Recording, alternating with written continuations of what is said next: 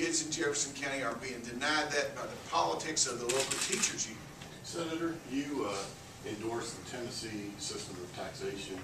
I have not endorsed the Tennessee system of taxation, but thank you for helping me, Joe. Next question. Well, Okay, does anybody else have a question? Senator, you talked about looking to Tennessee for ideas about taxation.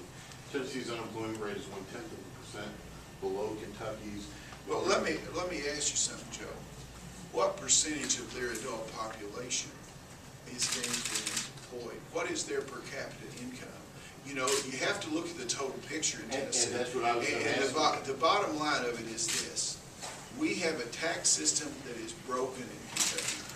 No other state's tax system exactly fits Kentucky. That's the reason an expert commission needs to be brought forward to design the best tax system for the mix that we have between agriculture and industry.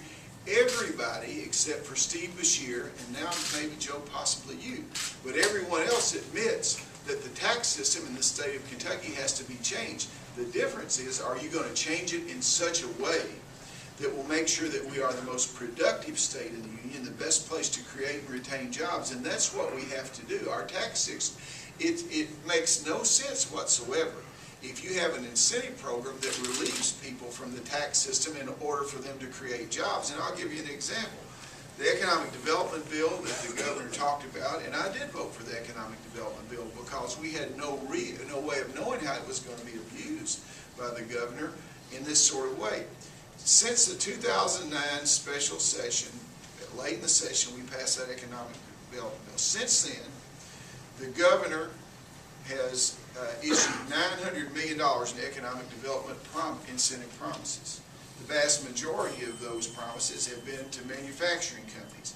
And yet during that same time period, only 1,800 additional manufacturing jobs have been created in the Commonwealth of Kentucky. Now if you divide that out, that would be $500,000 worth of tax incentives for every job created. Now that's no good deal for anyone. So the bottom line of it is the governor wants to go ahead and have these announcements about a few jobs created here, a few jobs created there. He can't tell you whether those jobs would have been created in the absence of his economic development system, but I can tell you this.